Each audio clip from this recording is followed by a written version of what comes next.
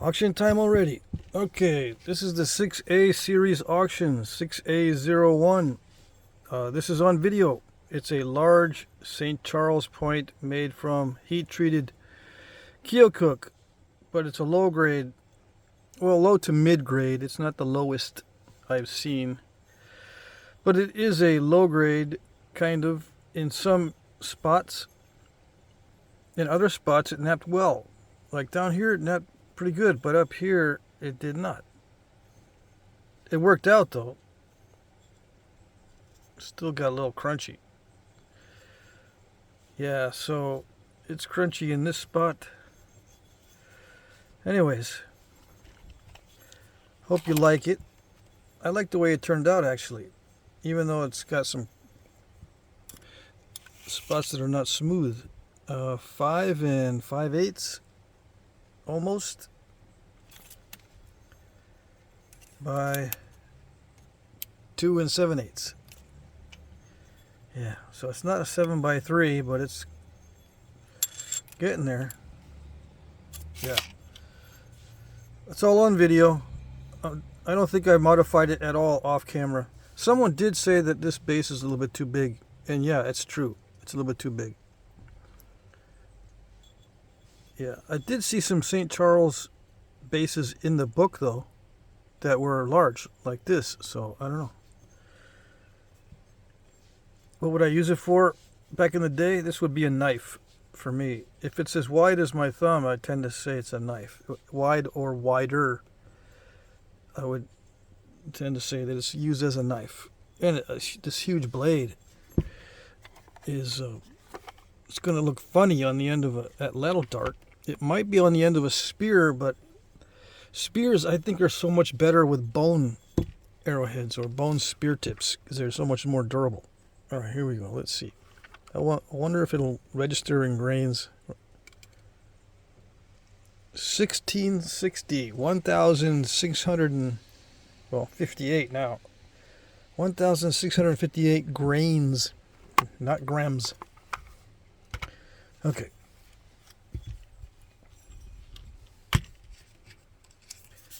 A02. This I made off camera this morning.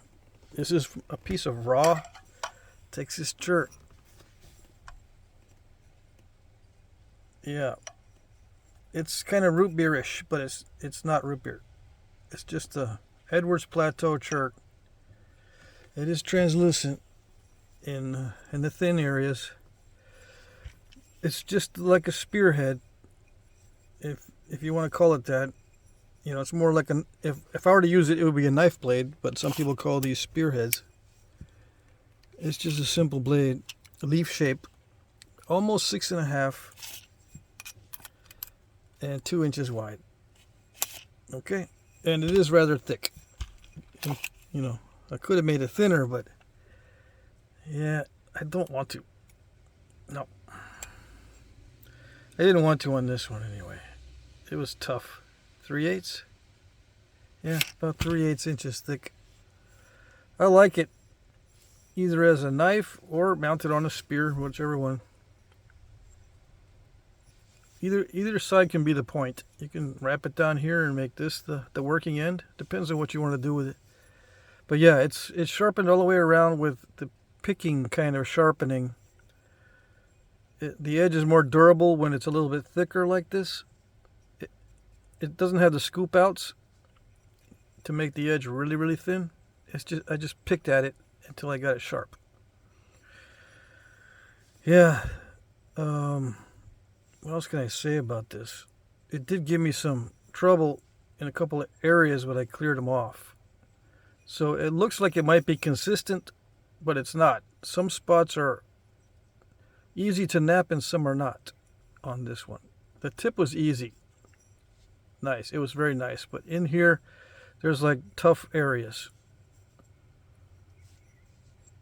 Yep. Okay. Came out pretty good. There's a little bit of a weirdness here. I think this is a weird area. I wanted to dive in a couple times. Something happened there. But there's no cracks or anything. It was weird right here. Okay. 6A03. This one is on video, completely on video. It is a translucent root beer Texas chert, raw. I don't know if it's the same as the other one. No, it's not the same. It looks almost like the same kind of stuff. But this one has inclusions that are a lot more noticeable.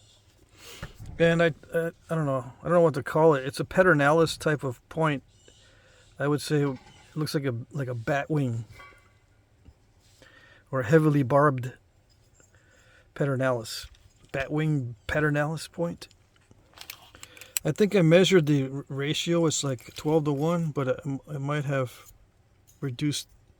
Yeah, it was 60 in width. Maybe it is 60 down here. Yeah, let's do it across the notches. It's 60 millimeters across the notches here, and then the thickness across the notches is a 5 millimeters. So that's 12 to 1.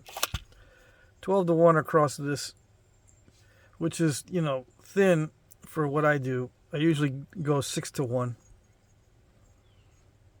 It's actually thinner down here near the stem than it is up here, right there. Now, the actual Petalis types had the thickest area right here across the notches, so it wouldn't snap in that area, presumably. But on the real ones, that's where the thickest area is. On this one, the thickest area is up here in the middle of the blade. But I like the way these look, the Petalis points. So I made this, and I took a lot of time to work on these barbs, probably longer than I should have.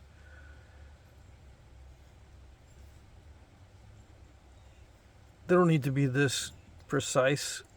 I try to match them symmetry-wise. Try to get them, tapered down and straight. But the real ones are all kind of wonky, and they're not symmetrical. And I had some trouble with the stalling at the bottom of these notches here. I tried to go as deep as possible without messing them up, and I almost messed them up. Yeah, I almost stalled these notches, but I managed to get the pop outs that I wanted. Okay, that's enough on that one. 6A04. This is completely on video. Rainy Buttes, leaf-shaped blade or double-pointed blade. I could have taken more off of this to make it thinner, but I just left it. It's picked all the way around, nice and sharp. It's hard to sharpen this stuff. And it does get dull quick, even with just handling like this. If I do this enough times with my fingers, it starts to get dull. Yeah. And it's very heavy. So it must have a lot of iron oxide content, or a lot of iron content. Right? It's very heavy in comparison to other points of the same size. So it makes a good heavy arrowhead, or a good heavy knife, or whatever. Spear point, that little dart point. Yeah, it's all on video. I don't know if I measured the length. So it's just a little over 5 inches by inch and 3/8. No, inch and 5/16. Yeah, a little over inch and a quarter. I do like the way it turned out because it didn't break. I was hoping it wouldn't break all through that video. 6A05. This is a modern knife blade out of Texas, translucent chert. I have a lot of this available now since I had some generous gifts from friends of mine lately sending me this translucent chert, Edwards Plateau stuff. What can I say about this? Oh yeah, length. 4 3/8. Width is 2. And I usually have a straight based stem, but I kind of dished it out so I could send in some thinning flakes. I tried to keep it thick in this area so it would be durable, right? But it was too thick, so I kind of, at the very end, shot some thinning flakes in there. I thought it was too thick. Anyway, it's nice and thick here where it could snap, and it's a little on the thick side in general. This side here, the back, it's ground down right here a little bit. It's ground down a little bit here, and it's ground down here. Here in this area is ground down a lot, so when you're handling it, and if you happen to slip forward, you won't cut your finger. But yeah, it's meant to be used. This I was going to say, this area back here is not as sharp as the front. The back is not as sharp as the front. That's the way I typically do these, right? So I can keep the back stronger than the front of the blade. But again, this is just picked. Well, it's picked it back here, and I tried to scoop it out a little bit better here, and it made the edge a little bit thinner. But it's still not as thin as I could possibly get it. It's just thin enough to be sharp and durable at the same time. So it's meant to be used. But you can just put it on display if you want. Doesn't matter. It is very similar, these shirts.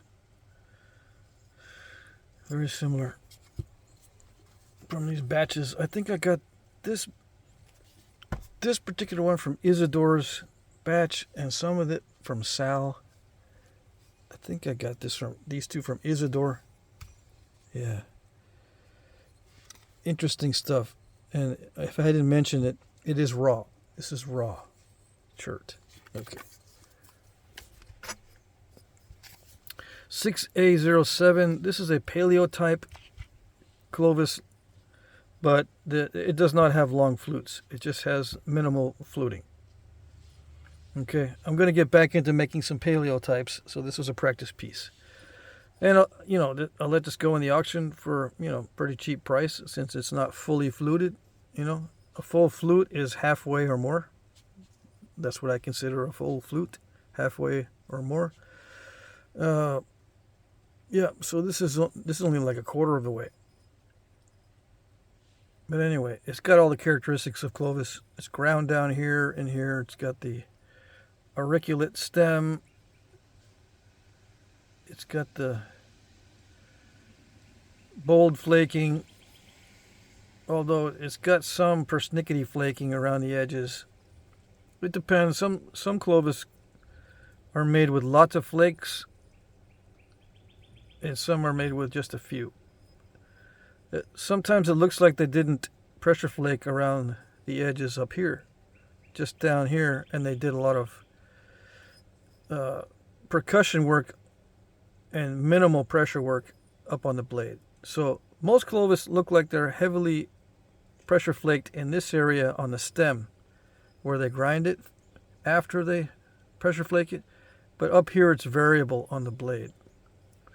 And some Clovis are very thick and some are very thin. You can never tell. So I think this is kind of like a Western style Clovis.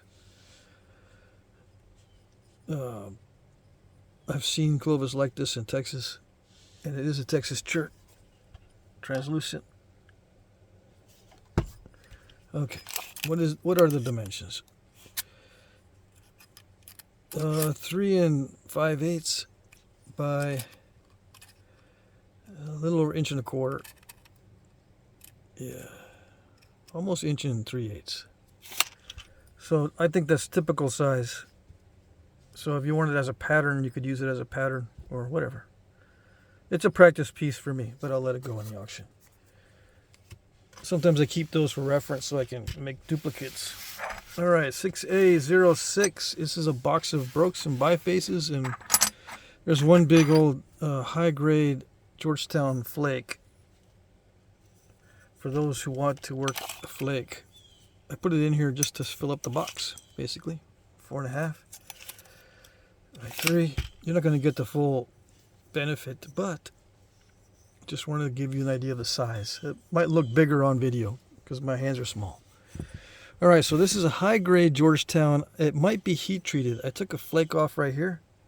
It looks high-grade. If it's raw, it's one of the highest grade raw pieces I've napped.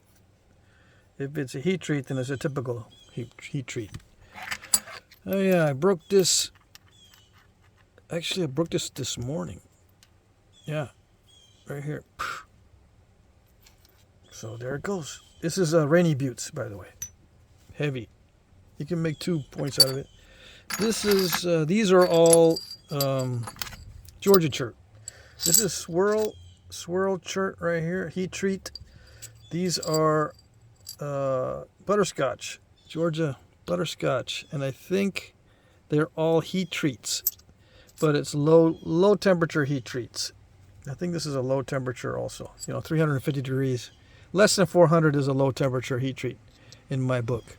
This one I just broke off the corner, so I said, broke. This one I didn't finish out. I could have finished, and I could have finished this one out too.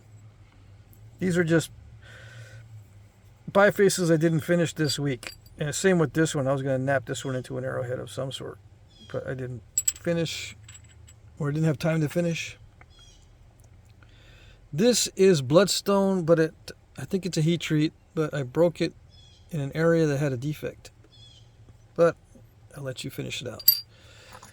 This one I was going to offer in the auction, and then right at the last minute, I was pressure flaking the edge. It's a dovetail or St. Charles. Somehow, I think I might have taken, let's see, I did that yesterday. I took a flake from right here into it, right there, I think to clean out a lump, and something happened. Yeah, this is an existing crack right here. That's what happened. See that? That's an existing crack. You can tell by the way the surface looks. It's not a fracture. It's an existing crack right there. So at that weak spot, it caused a breakage when I hit it there. Yeah. I guess you could super glue it back together. I don't know. But it's a shame because that's one of the very last things I did on it. All right, I guess that's pretty typical of this kind of stuff. But you can see that was an existing defect right there. Almost done. I was in the process of putting a little bevel on it. Anyways, Keokuk heat treated, high grade. It's high grade stuff if it doesn't have cracks in it. And this is the raw chert that a lot of these from the auction are made from. Same stuff as this. Very similar. It's probably more like, yeah, this one on the right is probably more like this one on the left, as far as the chert type. Or like this little Clovis. Yeah. So now's your chance if you want to nap some of that. It's raw. It's not that easy, but some guys like the raw chert better. There you go. Let's see. I think that's it. I can't lose that little piece. This little box here, I'm sending out these little boxes now instead of the big one. It's a 6x4. Yeah, 6x4. I was sending out like small flat rate boxes of this, of Brooks and bifaces, but I decided to go with a smaller because I can't offer too many of these. All right. Rules. These are my cheat notes. There's a better description in the description box below. There will be an auction every Monday without exception, unless there are very, very dire circumstances. Please look at my previous auctions to see how they work. If you're not able to reply or to comment, you will not be able to bid. Please be aware of that. The Auction 3J has a demo on how to bid, if you want to look that up. Bid in the comment section, please, under one of my pre-populated comments. The pre-populated comments will contain the item number, a timestamp where the item appears in the video, and a short description. I will like your comment if I see it. This is very important. If you don't see a like on your comment, that probably means that I don't see it. But give it some time because I don't check all that frequently in the beginning. As the time approaches the end of the auction, I'll check more frequently. And if you don't see a like, just ask me, do you see my bid? In the comment section, right under your bid, say, did you see it? And if I don't answer that one either, that means I don't see it. Okay, and so you have to figure out another way to contact me, either through email or ask a friend or ask somebody that's bidding in the auction successfully to put in a bid for you or something. You know, you can get creative. Try not to bid at the last minute. Yeah. Please be aware that I'm using YouTube's time tracker and it's not always accurate. I use the time tracker because it's what everybody sees, right? So just be aware of that. Shipping is free in the U.S. Free shipping. What? Yeah, shipping is free. It's free? Yeah, it's free. International shipping is discounted, but not free. Okay, I'll add either $10 or $20 if you're an international bidder and you win. Yeah. If you don't win, you don't need to pay any shipping costs, obviously. I will provide tracking numbers.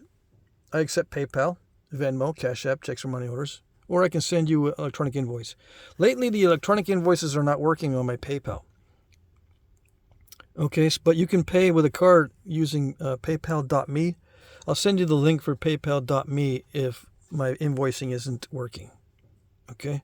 Winners will be announced at 9:01 p.m. Eastern Time. Pay attention to your time zone because it's different for everybody, right?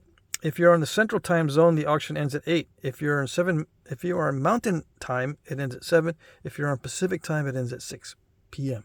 tonight. The auction ends at the top of the hour, so exactly 9 o'clock Eastern Time, I just declared the auction ended. And at 9:01, I start announcing the winners. Winners will be announced starting at 9:01 Eastern Time, or 8:01 Central, 7:01 Mountain, or 6:01 Pacific. You will be notified in the comments section if you are the winner. Please email me your info if you're new. Yeah. Hopefully I don't have to keep explaining that every week. But yeah, if you're brand new and never done business with me, I have no way to contact you. You'll have to pay attention to the comment section to see if you've won. And if you've won and you're new, you need to email me your information. And the email is jackcrafty2@gmail.com. All right. Let's see. Yeah, that's the end of my cheat notes. All right, so I hope you liked today's items. I don't have any small pieces today because I was running low on time. I can actually make a bigger one like this faster than I can make a small point these days. Yeah, so no small points. Maybe next time. All right, hope you guys had a good weekend and good luck.